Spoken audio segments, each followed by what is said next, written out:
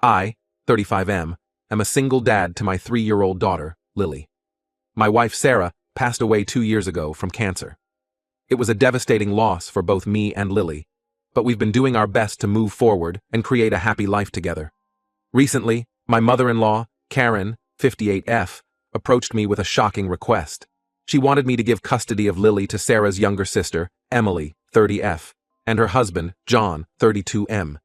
Karen's reasoning was that Lily needed a proper family with a mother figure, and that Emily and John were better suited to raise her. I was completely blindsided by this request.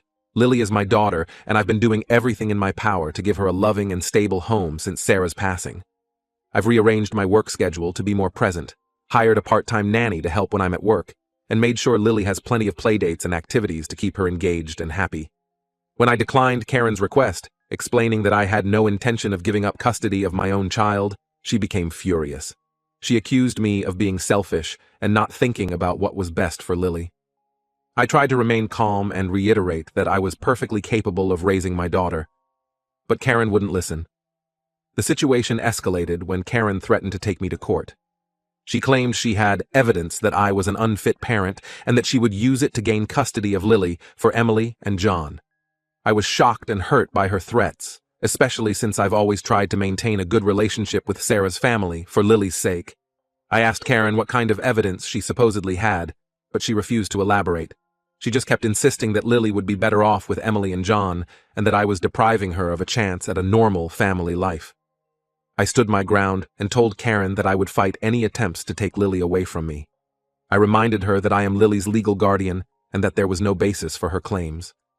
I also pointed out that uprooting Lily from her home and separating her from her father would be incredibly traumatic for her. Karen stormed out of my house, threatening that I would be hearing from her lawyer soon. I was left feeling angry, hurt, and worried about what might happen next. Since then, I've been documenting all of my interactions with Karen and keeping detailed records of Lily's care. I've also reached out to a family lawyer to discuss my options and prepare for any potential legal battle. I'm confident that I'm doing the right thing by keeping Lily with me, but Karen's accusations and threats have left me feeling shaken. I can't help but wonder if I'm being selfish by not considering her proposal more seriously. Emily has been struggling with fertility issues due to hormonal complications. She and John have been trying to have a child for several years without success. I sympathize with their situation, but I don't believe this justifies taking Lily away from me. Over the next few days, I tried to maintain our normal routine for Lily's sake. I took her to the park, read her bedtime stories, and did my best to shield her from the tension with her grandmother. However, I couldn't help but feel a constant sense of anxiety, wondering when the other shoe would drop. A week after Karen's initial visit, I received a formal letter from a lawyer representing her. The letter outlined a series of allegations against me, claiming neglect and emotional abuse. I was accused of working too much and leaving Lily with strangers, referring to her nanny, who has been with us for over a year and whom Lily adores. The letter also suggested that I was emotionally unstable due to my grief over Sarah's death and unable to provide a nurturing environment for Lily. Reading these accusations felt like a punch to the gut. I've dedicated every part of my life to ensuring Lily's happiness and well-being since Sarah passed away. To have my efforts twisted and used against me was infuriating and heartbreaking. I immediately contacted my lawyer and forwarded the letter to her. She assured me that the claims were baseless and that we had a strong case to maintain custody. She advised me to gather character references from Lily's pediatrician, her preschool teachers, and other family members who could attest to my parenting abilities. As I began reaching out to people for these references, I was overwhelmed by the support I received. Lily's teachers praised her development and social skills, noting how well-adjusted she seemed despite the loss of her mother. Our pediatrician wrote a glowing letter about Lily's health and my attentiveness as a parent. Even some of Sarah's cousins and aunts reached out to offer their support, saying they disagreed with Karen's actions. Despite this flood of support, I couldn't shake the feeling of betrayal. Karen had been a part of our lives since Lily was born. She had helped us during Sarah's illness and in the aftermath of her death. I had always thought we had a good relationship, even if it was sometimes strained by our shared grief. Now, it felt like she was trying to tear apart what remained of our family. I tried to understand Karen's perspective. Maybe she genuinely believed Lily would be better off with Emily and John. Perhaps she was struggling with her own grief and wanted to keep a piece of Sarah close by having Lily raised by her other daughter. But no matter how I looked at it, I couldn't justify her actions or the hurtful accusations she was making against me. Update. Yesterday, Emily and John showed up at my doorstep unannounced. I was surprised to see them, especially after Emily's earlier call where she had apologized for her mother's behavior. Lily was napping, so I invited them in for a quiet talk. Emily started the conversation by saying that they believed it might be best for Lily to live with them. John nodded along, looking uncomfortable but supportive of his wife. I listened patiently, trying to remain calm. When Emily finished, I politely but firmly restated my position. I told them that while I appreciated their concern, Lily was my daughter, and I had no intention of giving up custody. I emphasized that Lily was happy, well-adjusted, and that uprooting her would be traumatic. Emily's behavior suddenly changed. Her face hardened, and she accused me of being selfish. She said I was ruining Lily's life by depriving her of a mother's care. I was shocked. Then, Emily made an accusation that surprised me. She claimed that I was planning to marry another woman and make her Lily's stepmother. This was completely false. I hadn't even considered dating since Sarah's passing, let alone remarriage. When I denied this, Emily became even more agitated. In a moment that felt surreal, Emily then accused me of never having truly loved Sarah and not loving Lily either. She said that if I really cared about Lily's well-being, I would let her be raised by a real family. I was stunned into silence by the brutality of her words. As I struggled to respond, John tried to calm Emily down, but she brushed him off. She stood up abruptly and declared that they would be back with their lawyer. Emily stated that they would fight for custody and that I should prepare myself to lose Lily. They left quickly after that, leaving me reeling from the encounter. I sat in silence for a long time, trying to process what had just happened. After collecting myself, I called my lawyer to update her on this new development. She advised me to document the visit and Emily's threats, assuring me again that they had no legal grounds to take Lily away from me. That night, as I tucked Lily into bed, I held her a little tighter than usual. I promised her, and myself, that I would do everything in my power to protect our little family. The road ahead might be difficult, but I was prepared to face whatever challenges came our way. Now, I'm left wondering how things escalated to this point. How did a family that once supported each other become so fractured? And most importantly, how can I shield Lily from this brewing storm while still maintaining her relationships with her extended family? Update. 2 days after Emily and John's visit, I received a call from Sarah's grandmother, Elizabeth. She's always been a voice of reason in the family, and I was relieved to hear from her. However, what she told me left me shocked and furious. Elizabeth informed me that she had overheard a conversation between Karen and Emily. It turned out that their sudden interest in gaining custody of Lily wasn't just about family or providing a mother figure. There was a significant financial motivation behind it. Sarah had inherited a substantial sum of money from her late grandfather. Sarah and I had decided to put all of that money into a trust fund for Lily's future.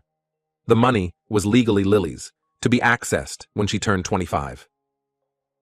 Elizabeth explained that Karen and Emily believed that if they gained custody of Lily, they would also gain control over this inheritance. They saw it as a way to solve Emily's financial struggles and fund expensive fertility treatments. I was furious. The idea that they would use Lily as a pawn in their scheme to get their hands on money that rightfully belonged to her was beyond comprehension.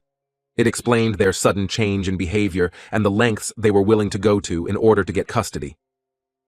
Immediately after ending the call with Elizabeth, I contacted my lawyer. I explained the situation and asked for advice on how to protect Lily and her inheritance. My lawyer advised me to take the following steps. 1. Document Elizabeth's statement. She suggested I ask Elizabeth to provide a written statement about what she had overheard. 2. Review the trust documents. We needed to ensure that the trust was ironclad and couldn't be accessed or altered if custody changed. 3. Inform the trustee. My lawyer recommended notifying the trustee of the potential custody dispute to prevent any unauthorized changes. 4. Consider a restraining order. Given the escalating situation, she suggested we might need to file for a restraining order against Karen and Emily to protect Lily. 5. Prepare for court. While we hoped it wouldn't come to this, my lawyer started preparing arguments to present in court if necessary, focusing on Lily's best interests and the apparent financial motivations behind the custody attempt. I spent the next few days gathering all the necessary documentation and following my lawyer's advice. The betrayal I felt was immense. To think that Sarah's own mother and sister would try to use Lily for financial gain was heartbreaking. Despite my anger, I tried to remain calm for Lily's sake. She had picked up on the tension and had been more clingy than usual. I made sure to spend extra time with her, reassuring her of my love and commitment. As I tucked Lily into bed that night, I found myself reflecting on Sarah. I wished she was here to help navigate this mess, but I knew she would be proud of how I was protecting our daughter. I made a silent promise to her and to Lily that I would fight with everything I had to keep our little girl safe and secure. Now, as I prepare for what might be a long and ugly legal battle, I can't help but wonder, how did money manage to tear this family apart so completely? And how can I protect Lily not just now, but in the future, from those who might try to take advantage of her? Update. A week after my conversation with Elizabeth and my lawyer, I received a message from Karen. She wanted to meet and discuss things civilly without involving the courts. I agreed, thinking it might be an opportunity to put an end to this nightmare. We met at a neutral location, a quiet cafe in town. Karen and Emily were already there when I arrived. They both looked tense, but tried to put on friendly faces. Karen started by saying they had reconsidered their approach and wanted to find a solution that worked for everyone. Emily chimed in, suggesting we could arrange more frequent visits and perhaps even some overnight stays for Lily at their house. I listened quietly, letting them lay out their proposal. When they finished, I took a deep breath and decided it was time to lay all the cards on the table. "I know about the inheritance," I said calmly. The effect was immediate. Karen's face paled, and Emily's eyes widened in shock. They exchanged panicked glances, clearly not expecting this. I continued, "I know that this isn't about Lily's well-being or her need for a mother figure. This is about Sarah's inheritance, which, by the way, is already in a trust for Lily's future." Karen tried to interrupt, but I held up my hand. "Let me finish. Sarah and I set up that trust together. It's for Lily's education and future. It's not accessible to anyone, including me, until she's 25.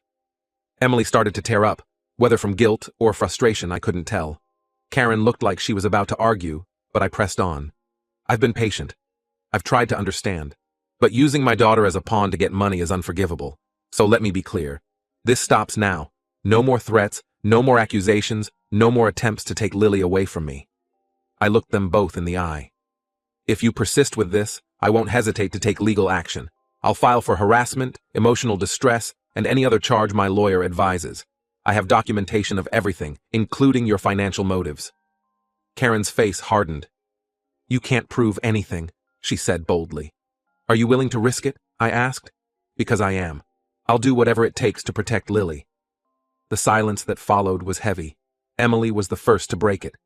We just wanted what's best for Lily," she said weakly. "No," I replied firmly. "You wanted what was best for yourselves. Lily is happy, healthy, and loved. That's what's best for her." I stood up, ready to leave. "This is your final warning. Stop now, or we'll settle this in court. And believe me, you won't like the outcome." As I walked away, I heard Karen call out, "You can't keep us from seeing her." I turned back one last time. "I never wanted that.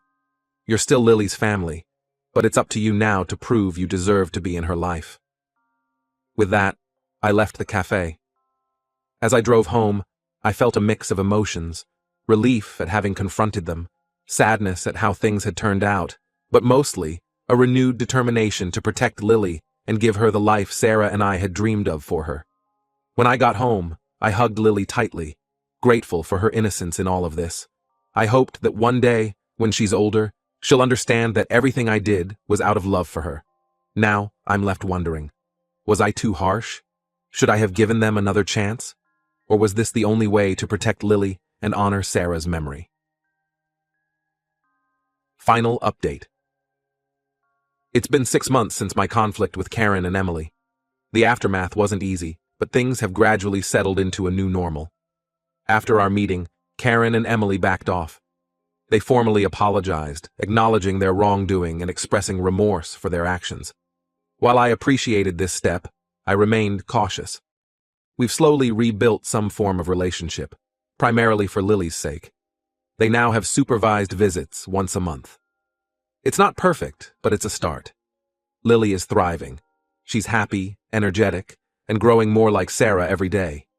We talk about her mom often, keeping her memory alive. I've started a support group for single parents who've lost their partners. It's been healing to connect with others who understand this journey. As for me, I'm taking it one day at a time. The experience has made me more protective of Lily, but also more appreciative of the life we have together. I'm grateful for the support I received and the strength I found to stand up for what's right. Lily's future is secure, and that's what matters most.